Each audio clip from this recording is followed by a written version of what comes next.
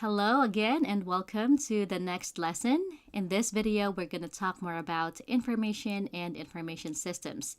So what is information? So that's just basically your data assets.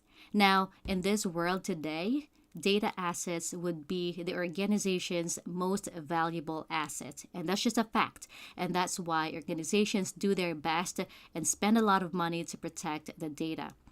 But in order to do that, you have to classify your data first. And that could be critical data, restricted data, classified, sensitive, internal data, or even public. Now, depends on where you work, depending on the organization, if it's a government agency or if that is a private organization, they will actually classify data differently. But these are the common classification of the data, and you have to be familiar with it. And why do organizations classify their data? Well, they do that because they want to put different levels of protection depending on the sensitivity or criticality of the data. So you have different protection, different handling of the data. You also have different disposal method for the data that you have.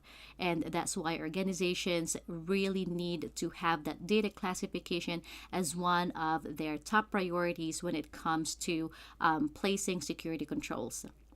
So now you also have public data. Now, public data is very important for the attackers. They use public data in order to get to employees and eventually to get to the systems and to the data. So again, attackers use public data for their intelligence and for their research in order to actually plan their attacks. So what about information systems? And I'm sure that you heard me say information systems a lot. And I have here a definition from New York Department of Financial Services Reg 500 document. Now, I just can't find a better definition for information systems because actually this term does not cover just computers or servers or mobile devices. It can be a lot more than that.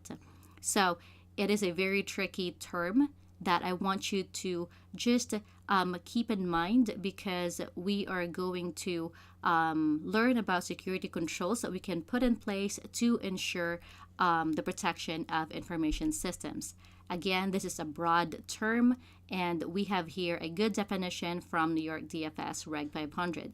So basically, it is anything that you would use to collect, process, maintain, use, share, and disseminate or dispose of electronic information.